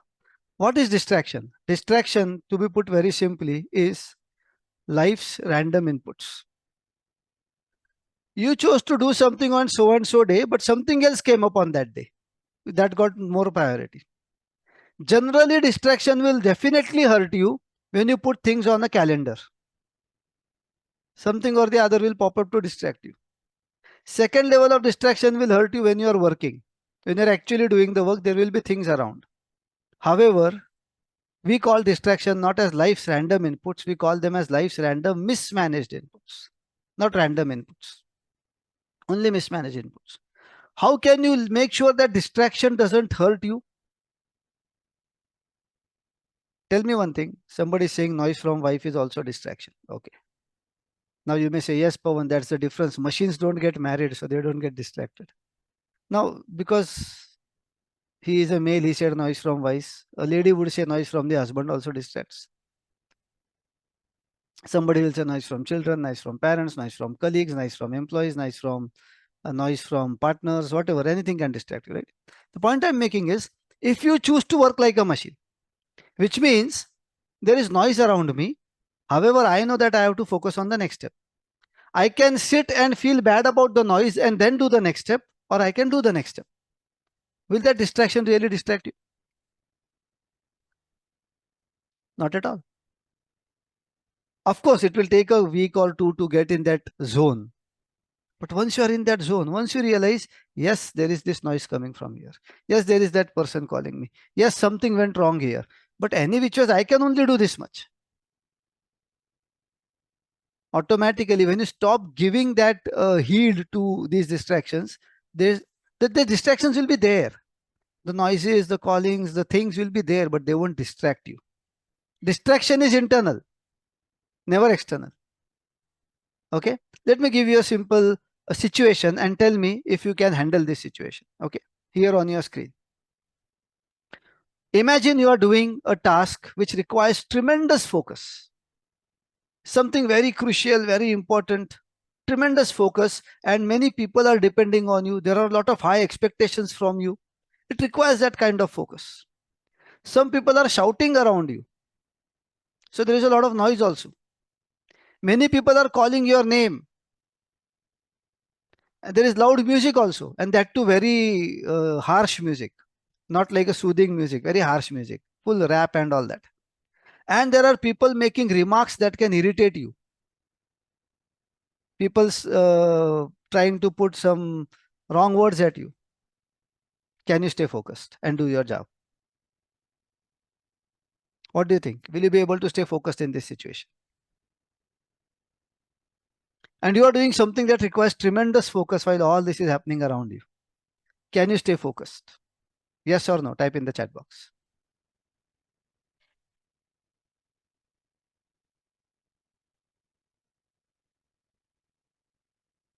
Most of you are saying no. Couple of you are saying yes. And somebody even guessed it right. Here it is. Look at this man. Or many such men actually. Sachin Tendulkar, Virat Kohli, Dhoni, Yuvraj, whoever cricketer, or even other players for that matter, the badminton players, the tennis players, the football players. How much noise is around them? How much focus is required while playing cricket, especially if you're batting? How many people are shouting your name around you? How many people are trying to irritate you by sledging and all that? And there is loud music. And yet this person stays focused like anything. Now tell me, what do you think makes it easy for these people to focus? Of course, it's not easy, but what makes them being able to stay focused? What do you think? The only thing that enables them to stay focused is the absolute clarity in their mind that my job is to hit the next ball. Not the bigger cause and all that, not at all. Bigger cause will only distract you because you're here hitting the ball and you're thinking of the World Cup. It will distract you. Not even the end goal. End goal outcome is required before starting action. But when you take action, only the next step. And that next step is what they know very clearly. Go and look at any interview of Sachin Tendulkar. When he is asked, when the reporter asks him, what is your strategy to win this series? What is your strategy to win this match? You know what he always said? I don't strategize. I only think of how do I hit the next ball. Because he knows only if I hit this ball, I will get another ball to play. Then I can make runs. Then I can win the match. Then I can win the series. यही ball नहीं मारा तो everything else is only a dream. Absolute clarity in his mind. Only the next ball is my target. Only for a small period of time when he was a captain. For about a year and a half, he was a captain of the team. That time he would say, my only target is the next match. Because as a captain, the entire match is your next step. As a batsman, only the next ball is your next step. That's it. How do I hit the next ball? How many times have you seen Sachin being irritated by somebody and Sachin shouting back at that person? Never. He feels bad. He has it in his mind, but he knows that my shouting at that person will not help. इसको अगले ball पे छक्का मारूंगा, जगह पे आएगा. And that's what he always did, right? Somebody irritates him, he goes back to the crease, takes the next ball and gives it out of the ground. Period. Matter close. Now he had two choices. He can get irritated, shout at him, tell the umpire, escalate the issue, and then hit the ball, or hit the ball. Ball to marna hi hai, right? That clarity is what makes him what he is. And look at many such people. When their next step is clear, they don't bother looking at 10 other things. They are focused in one direction, on one thing, on one project, one big goal they achieve in life. Be it Tendulkar, be it APJ Abdul Kalam, be it Mahatma Gandhi, be it anybody. To the extent when this clarity is there, what can happen? What is the highest thing that can happen? Now, I'm not saying all of you will get it, but what is the highest thing that can happen with this one clarity? What happened with Sachin Tendulkar? A special session of the parliament is called. The law is modified and the Bharat Ratna is awarded. I mean, the highest thing is to get a Bharat Ratna in India, but he went beyond that. A special session of the parliament is called, law is modified to allow sports people also to get it, and then Bharat Ratna is awarded, which means it is higher than getting a Bharat Ratna. What? What did he do? One clarity. He doesn't think, today evening I have an endorsement meeting with Dabur Chyawanprash. Now I need to score very well today so that my negotiation will be good. If he has those thoughts in his mind, he will get out early. He knows it doesn't matter. My job is to hit the next ball. Only if I hit the next ball, all those things will work. It sounds very simple, sounds very, sometimes sounds boring also. Only focus on the next step. Know the end outcome and focus on the next step. But it gives you tremendous power, tremendous abilities, tremendous success when you only do this much. I will share a video with you later where a person achieved multiple Guinness World Records in multiple domains. He has a Guinness World Record in some writing and in some knitting of weaving, in some tree plantation, in some cycling. He has multiple Guinness World Records, and he says the only thing I followed is just do the next step. He did a TEDx talk on this. I'll share that link with you and you'll have it. But a very, very powerful thing. Okay. So this is the power of the next step. Coming back. Now we'll see what is to be done after this system. Now that everything is so clear. Two things that are required is, after you do capture, think, sort and do, is a daily review and a weekly review for you to make this system permanent inside you. A daily review and a weekly review. Now let us see what happens in the daily review. Let us see what happens in the weekly review. Okay. In the daily review, every day once, generally in the morning. Based on how your day is planned, you can choose any time, generally in the morning. All you have to do is look at two things. The open projects list. What all is open today, just so your mind has it fresh. Mind knows what is open. Second, the waiting for list. What am I waiting for? Are there any follow-ups to be taken today? If there are any follow-ups required, immediately send out the message, call, email, whatever it is, so that the follow-ups are taken care of. Okay. So you do two things in the daily review. You look at the open project list just to be aware of what is open, and you look at the waiting for list, so you know whom to follow up with, and move on with your day. Then based on whichever context you are in, you will open the context, do your work. Okay. The daily review is simple. Now the weekly review. Weekly review is very important and very crucial. What do you do in the weekly review? By the way, weekly review is the heart and soul of this system. You miss one weekly review and the system can go for a toss. At least for the next 3 to 6 months, you must do a weekly review every week. After that also you have to do it. But by then the system becomes a part of you. So it is not difficult to automatically do it. But for the next few weeks, the weekly review has to be done every week. You can choose when to do it. It can be a weekend, it can be a weekday, whatever it is, but set a pattern to it. Okay. What do you do in the weekly review? First, you lock yourself in a room. You put a do not disturb signboard outside the room and you lock yourself in the room. That's the first thing to do in the weekly review. Okay. Then you have your tray with you. The first thing to do in the weekly review after you lock yourself is take your diary, take your tray. First, open the project list in the diary. And you can take notes of this, by the way. First thing, open the project list and see if any project is closed. If it is closed, strike it off. Some projects will be closed because all the action is over. The project, you completed the project. Some projects will be closed because it is no longer relevant. It was relevant last week, but now it is not relevant. It's obsolete, right? For example, I wanted to, in one of my weekly reviews before COVID in the March 2020, I had planned up actions for my next week where I had to travel to Bangalore. In the middle of that week, the lockdown was declared and my travel had to be cancelled. So in the next weekly review, the travel itself got cancelled. So no ticket booking, all the actions automatically got cancelled. The project got obsolete. Sometimes the project becomes irrelevant, sometimes the project becomes complete. Go through your project list and strike off everything that is done, that is complete. For the remaining projects where it is not yet complete, it is a good opportunity. Weekly review is a good time to do a quick check. Is the next step still the same and still in the same context? Sometimes it may happen that external factors change, the data changes, because of which the next step changes or the context changes. Okay.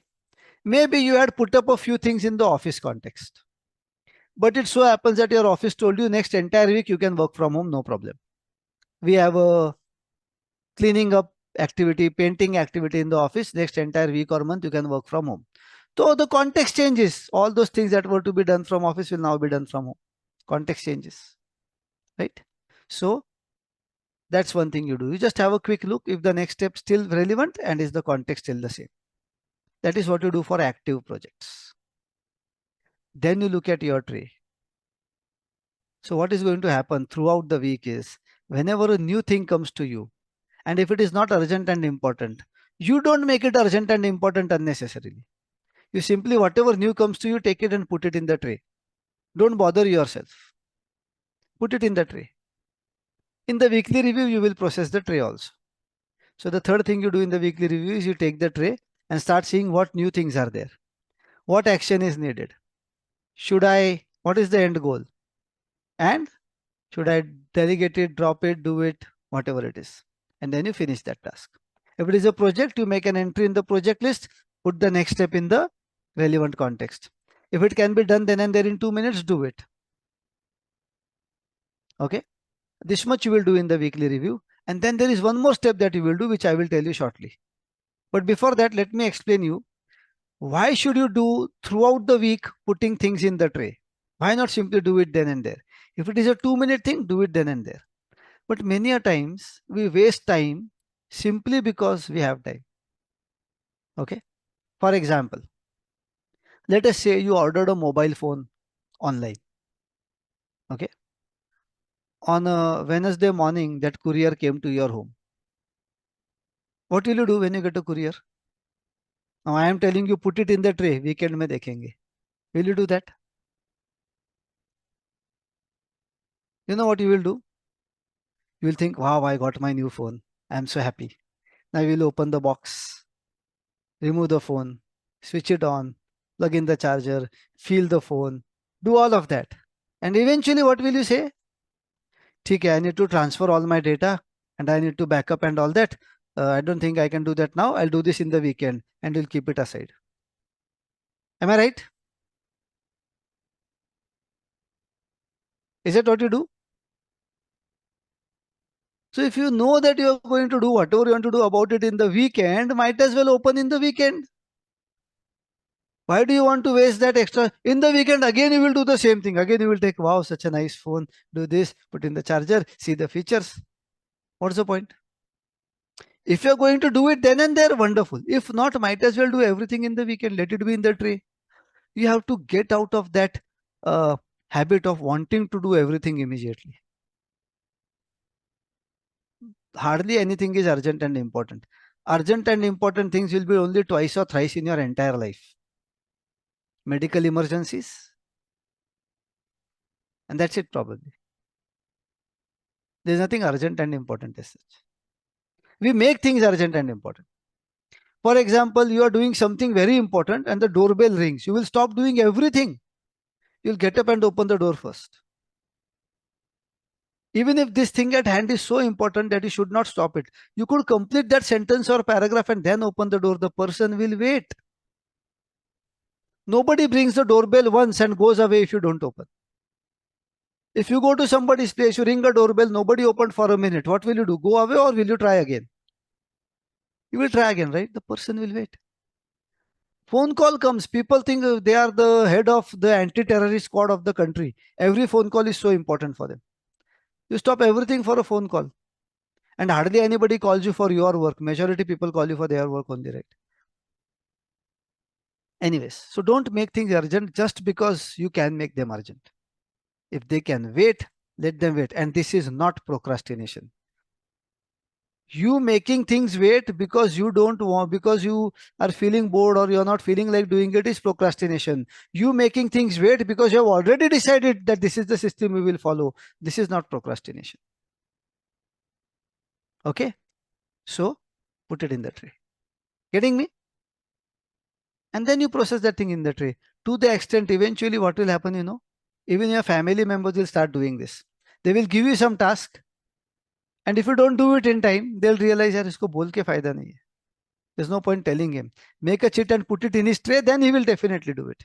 That tray becomes your tray, and the diary collectively becomes your trusted system. Okay. Now coming back to the weekly review. One, you go through the project list, strike off everything that is obsolete. Two, you check the remaining projects if the next step is still valid. Three, you take any new items that have come up and populate the diary accordingly. Four, again look at the open project list with the existing projects and the new one that you added from the diary. Does the week look busy? And you'll realize you have ample time. You're not busy at all. Trust me, in 2 weeks you will realize this. 2 weeks. What do you do when you see there are not ample projects here? What should you do? Think. Should you create unnecessary projects? No. When you see there is nothing to be put here, now you go to the someday maybe list. Pick up a project from there and make it your active project. Friends, after you have populated the diary for the first time, which means today, you know what? That project list is the life you are living, and that someday maybe list is the life you want to live. This system will enable you to move things from the life you want to live to the life you are living. Which means when you follow this system, the 2-minute rule and this system, you'll realize within 2 weeks, 2 weekly reviews, you'll realize there's hardly anything open if you work like a machine. And then you can take, okay, let me take 2 things from my dream bracket. Now I can start. Now I have the time. Now I have the energy. Now I have the peace required to do it. Now you can start taking things from someday maybe list. Make some of them, couple of them a new project. Again, review in the next week. Again, some of them. Eventually, you will see you have ample time to live for your long-term goals and your purpose. No need to spend time in the lower goals. To be able to do that, there is one more thing required called automate, which I'll come to shortly. But does this make sense? This is going to be what you do. Okay. Now, okay, somebody saying please share daily review once again. Daily review is just have a look at the project list to know what is open today, and a look at the waiting for list to know if you want to do any follow-ups. That's all in the daily review, nothing else. Okay. So this weekly review is the heart and soul of the system. You have to make sure that you do the weekly review once in a week for sure, without fail. That too for a few weeks, 3, 4, 5 months maybe. After that, this system will be a part of you. See, anything that you do consciously for some time becomes automatic, right? Then you will not have to take efforts for this. But one thing you should do until then is you will have to carry your diary with you everywhere except the toilet. You will have to carry the diary with you. This diary has to go with you everywhere. Home, office, commute, everywhere. Because wherever you go, you'll open that context and start working. You will not think again. So this is very important. And do not try finding an alternative tool, alternative software, alternative app to do this. Please use pen and paper. Because pen and paper is something that can mold the way you want to mold it. All tools will come up with their own features and their own limitations.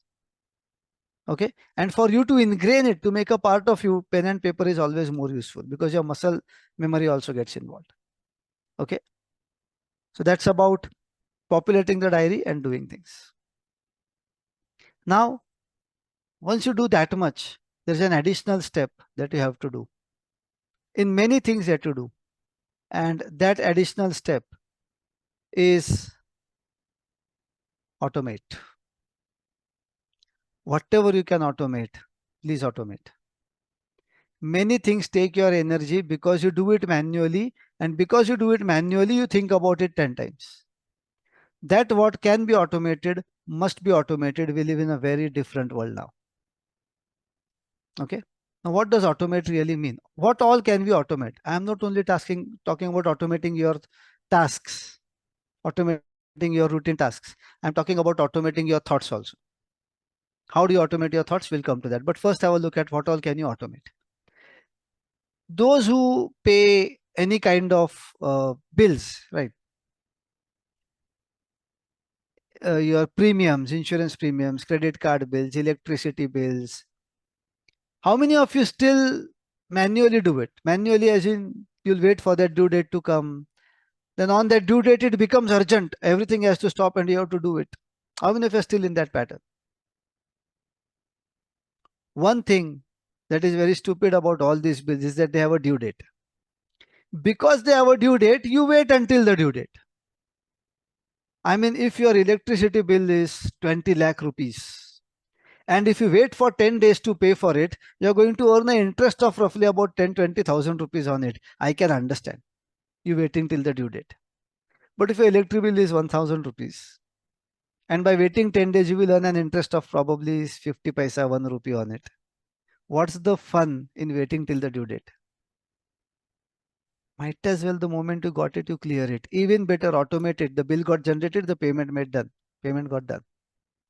The only fear you might have in this is sometimes, a very stupid bill comes up and the money will go away from my bank. Then what do I do?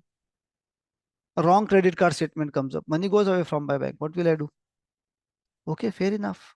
Have one bank account where you transfer 10, 15, 20, whatever your regular expenses in that account and put all the billing on that account. Period. I go even beyond that. I pay 6 months ka paisa one time. Electricity bill hardly 1,500, 2,000 it is. I pay 10,000 and close it. 4 months I don't get a bill at all. Why should I get a bill, see the bill, unnecessary process that data? When I know that even if the bill is high or low, I will consume electricity. Correct? I will consume my mobile phone. How many of you recharge your phone every month? What's the fun?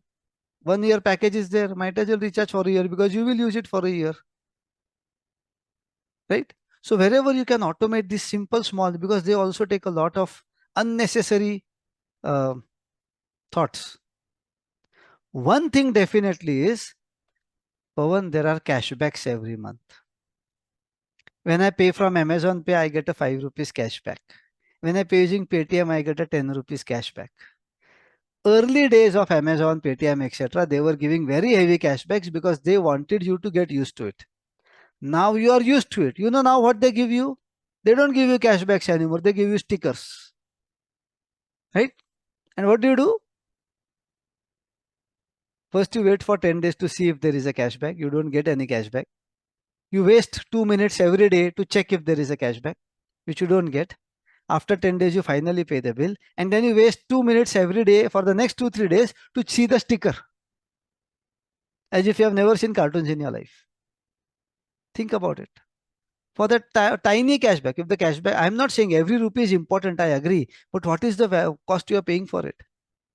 You will wait, you will spend 5 minutes every day to save that 2 rupees. And then you will say, I am not growing in my career because I am not reading these 3 books. Because I don't get time. What is worth it? Reading the books and growing your career or saving those 2 rupees? All these apps have the best of brains sitting behind them to make you get involved in the app. You have to break that and come out of it. The easiest way to do that is don't open the app. If you open, they know how to entangle you. The only thing you can do is not to open it. Once you open, you're gone. Then they are more powerful than you because the best of minds work on that app. Okay. So make sure that everything that you do, wherever the amount is small, wherever the action is small, automate it. And we anyways do it, right? Why did you buy a washing machine? To automate. Why did you buy a refrigerator? To automate. Why did you buy a mixer grinder? To automate. Do that for these other things also. But then the third thing is automation of thought. Because thought is repeating, right? Automation of thought is nothing but you taking decisions beforehand wherever you take a decision at a regular interval. What to cook, decide for the entire week. Close it. What to wear, decide for the entire week or month. Close it. One fine day you may feel like being different. That day you would be different, no problem. But at least every day you are taken care of.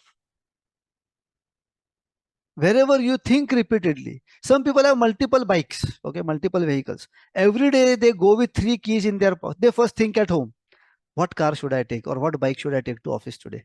They are not able to decide. So they take all the 3 keys in their pocket, they go down. Now in the parking lot, they think again, car lu ke bike lu? Bike lu ke Activa lu? Activa lu ke bike? What nonsense is this? Decide no. Every Monday car, every Tuesday bullet, every Thursday whatever Activa, every Friday public transport, जो भी है एक बार का decide करो ना. Why do you want to do that again and again? Manoj has a wonderful question. If I automate home loan, I need to ensure money is in that account. How to automate? If you don't automate, you still pay your home loan, right? You still pay your EMI in time, which means you still ensure that money is in the account. So why is automation a problem? The moment your salary or monthly income or whatever you earn comes in, put that money there.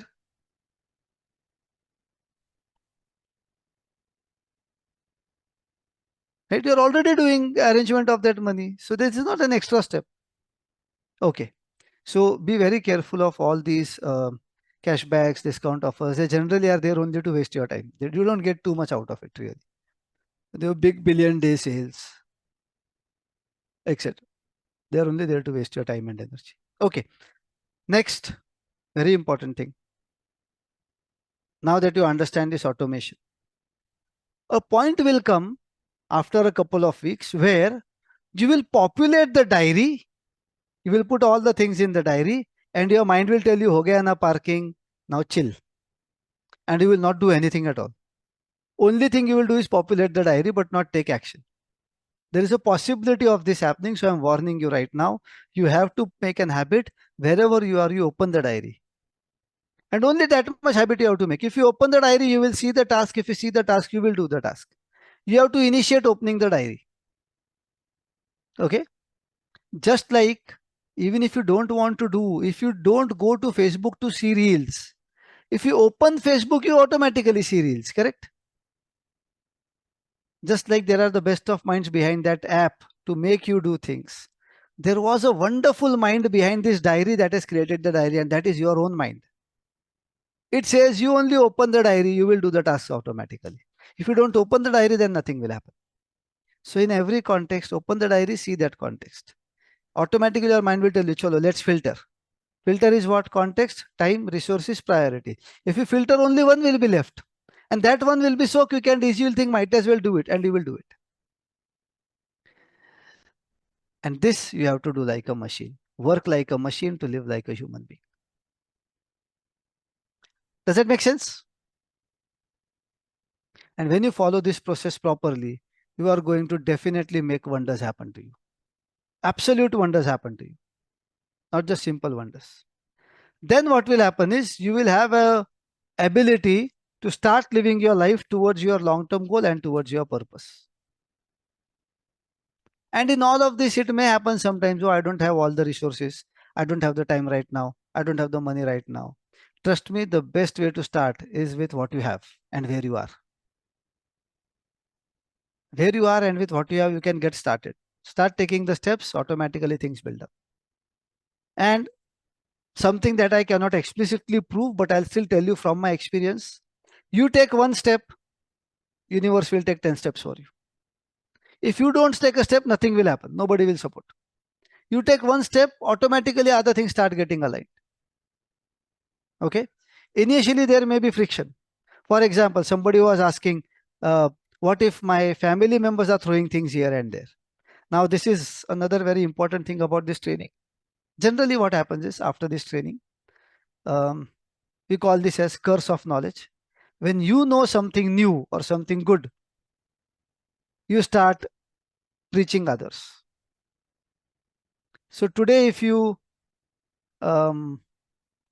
see a remote TV's remote lying here and there, you will put it at the right place. Tomorrow, if it is again lying here and there, Then you will start giving a lecture to everybody in the family. When you throw things here and there, it attracts your attention. It attracts your attention, it distracts you, and it spoils your productivity and my productivity. Please don't throw things here and there. You will start doing that to your family members. Please don't do that. Don't start telling your family members. If somebody calls you and tells you, hey, we want to go to the market and look for some options to buy a new pressure cooker, and you ask him, okay, so what is the next step? एक बार सुनेंगे, दो बार सुनेंगे, तीसरे बार बजा के देंगे आपको. Okay, because they'll tell you, what next step, what step, what nonsense are you talking about? They will understand the value of next step if they listen to the entire training. Otherwise, they won't understand what you're talking about. Okay, or the other way they will understand is, you don't tell them, you show them. When they see results, when they see you becoming productive, becoming available, having the time and energy to do things, when they see those results, they will automatically let you ask you, how do you achieve this? When they ask you, how do you do it? That time you can tell everything. But don't preach them if they haven't asked you.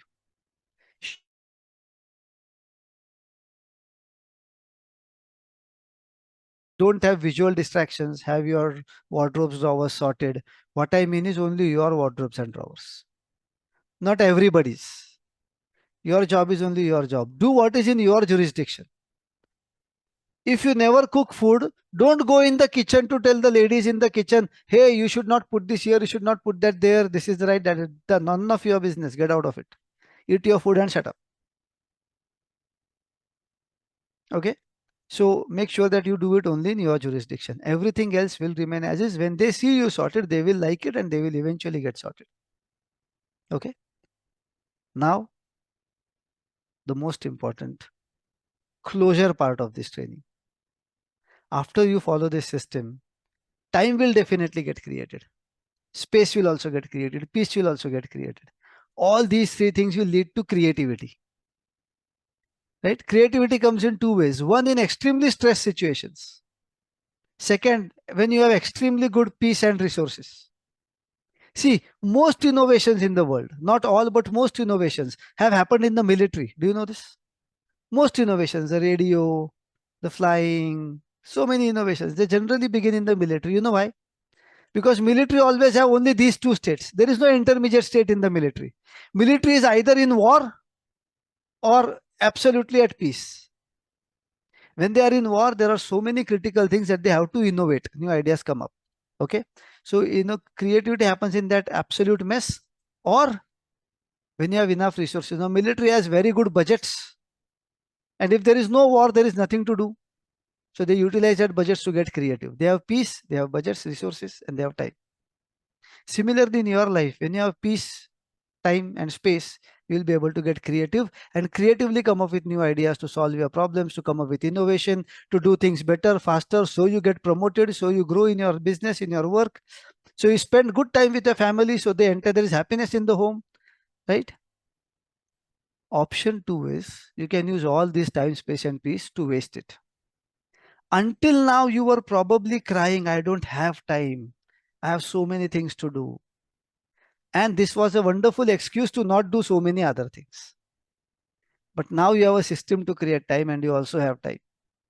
Still, if you don't do wonderful things, awesome things, great things, then you have to blame yourself. Now you cannot blame surroundings and environment. Many a times we create our own challenges around us. You know why? Listen to the next 1 minute very carefully. This is very prudent, very fundamental. We all know that we all are capable of doing wonderful and awesome things in life. How many of you are capable of doing wonderful and awesome things and huge and great things in life? Whether you do or not, I am not asking. How many of you think you are capable of doing it? If you had the right time, money, resources, how many of you are capable of doing wonders in your life? Type in the chat box or raise your hand. How many of you are capable?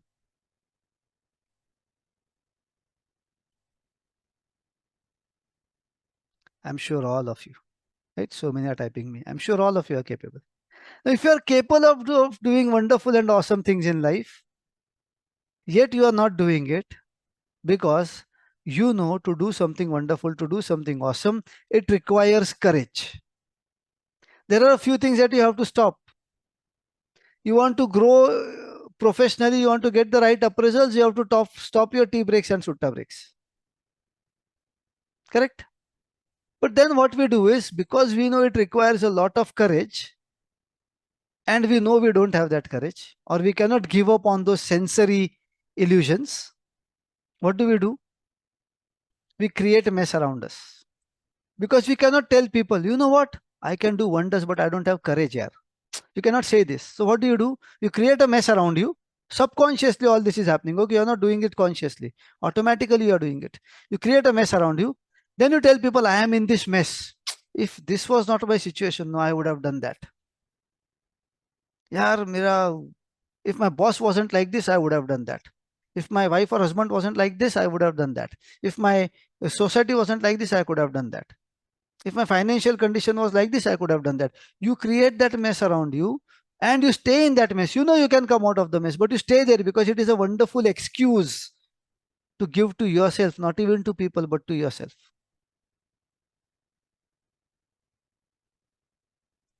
When you break that, because now you cannot give that excuse. Now you have a system to create time, space, and peace. And this system works 100% because it is not derived on opinions. It is not saying fill the calendar and do it on that day. This system is based on research and a lot of practical data. Now, if you don't do anything great, you have to blame yourself. Then you must be able to tell the world, I don't have courage. But you have courage. You have the resources. You have the peace. You have the time. You can do it. Make it happen. Follow this system for 2-3 weeks, and all the open projects, hardly 2-3 will remain open. Everything else will close because they will either be automated or done. Instantly, few things will come from the someday maybe list into the project list. And that is what your life is that you wanted to live. When some short term goals are taken care of, you will work on long term goals and the purpose. And that is when you will live a life wonderful enough to live. Does that make sense? Do you promise to implement this? Super.